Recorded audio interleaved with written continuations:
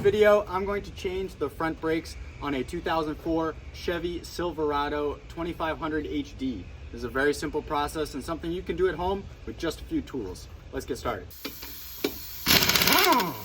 There are 4 bolts holding in the caliper and the caliper bracket. They will both be located at the top and the bottom of both of those pieces.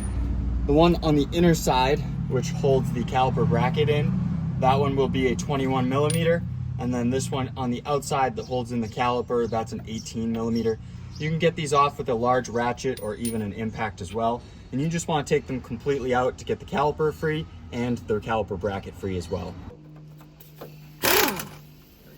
Just put one of those bolts back in so that I can loosen this without it moving. So this is pretty tough. Sometimes it's actually easier to turn the tire a little more or the steering wheel a little more so that you can get access a little better. There we go.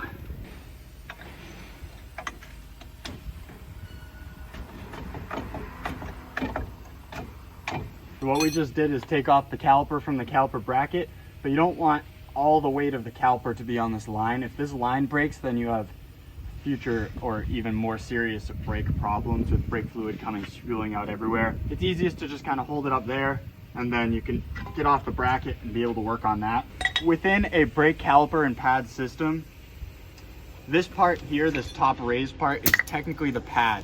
That is what actually wears down when you press the brake pedal. And this bottom part that's a little raised right there, this is just metal that holds the pad.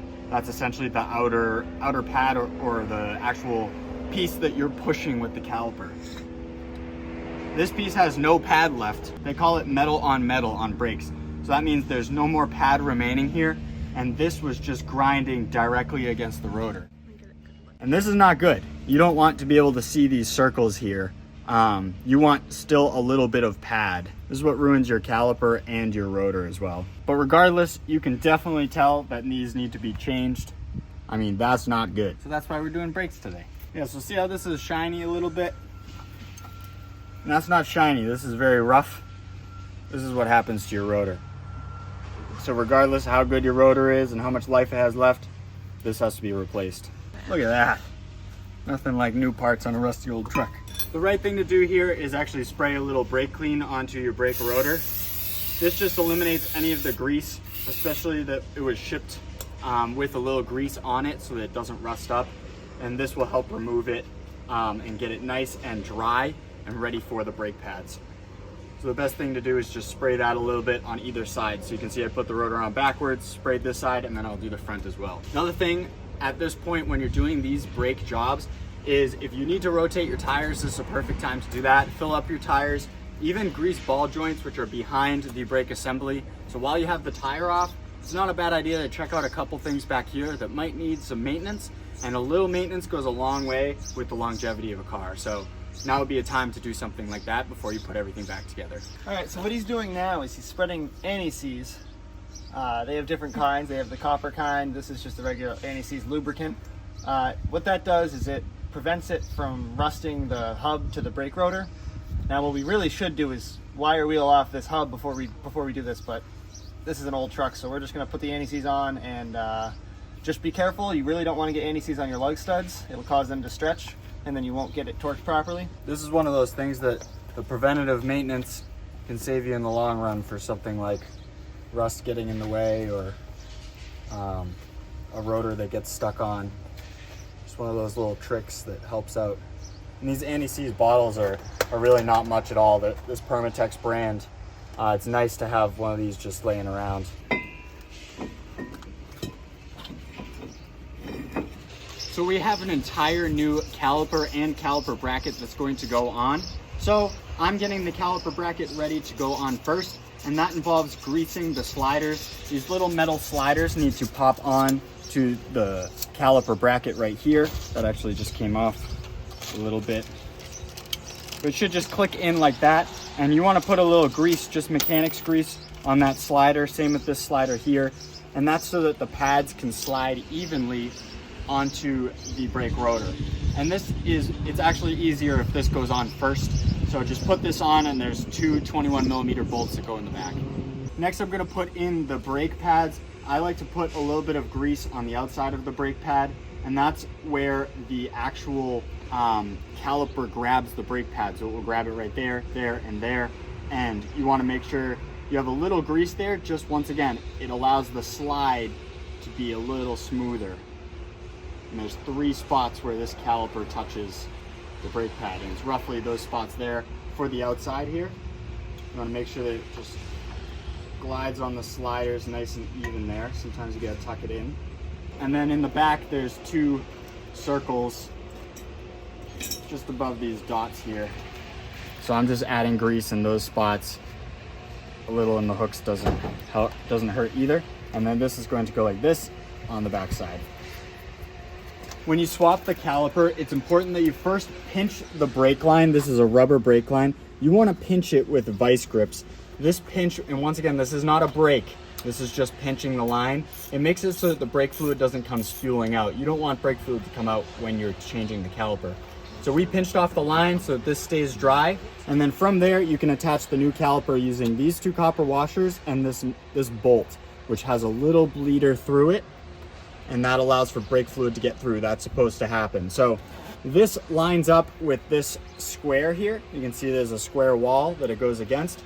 And ultimately you want 1 copper washer against the caliper, and then you want 1 copper washer on the inside of the bolt, just like this. These copper washers will allow for a nice tight fit that won't have any leaks. This is a pressurized brake system, so it's important that you get that right. I'm gonna actually put the caliper onto the pads first, and then I'm going to install the line. Sometimes if these pins are too dry, it's actually nice to grease them up. Having grease on these allows your caliper to slide a little bit better. These have grease on them already from the factory, so you can just slide these right in the holes where the caliper goes. I believe this is an 18mm socket. So I just have all the bolts in hand tight. Now I'm going to just slip this back into place. It goes just like that. So you can see this flush part right here lines up with the flush part against the caliper, just like that. And then I'm gonna put a washer underneath and right above this where the bolt goes in. So I'm gonna do this part first. You can see there's a washer right there.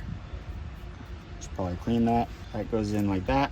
I'm gonna put another copper washer underneath and then just put that right on there. Once you have all 4 bolts tightened, so the caliper 2 bolts and the caliper bracket, both bolts, top and bottom, and then you have this screw tightened as well for the actual caliper and the brake fluid line, then you're good to go. It's all tight and secure. It might feel a little loose, but that's because you actually need to go in and press the brake pedal a few times. So that's the #1 thing after you do your brakes and change the pads. Because we used this tool right here to push the caliper back, or if you just bought a new caliper, it's going to be all the way back on the piston. So when you get in the car, you're going to want to press the brake pedal so that it ultimately brings the piston and the pads into the rotor and tightens it back up, just like your brakes should run.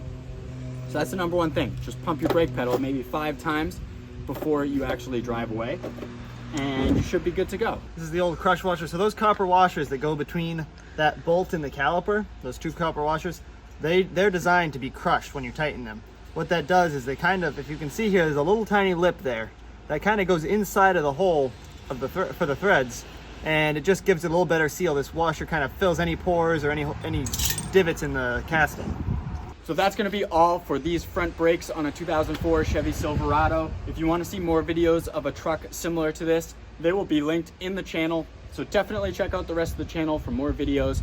Check out merch, our website at burnoutshow.com, and of course, all the great videos we have to offer as well. Thanks for tuning in, and we'll see you next time.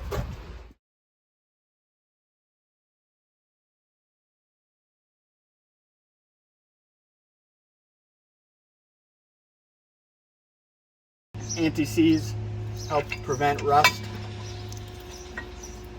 Because who wouldn't want? So jackasses don't strip your bolts? Yes, the jackasses don't strip your bolts.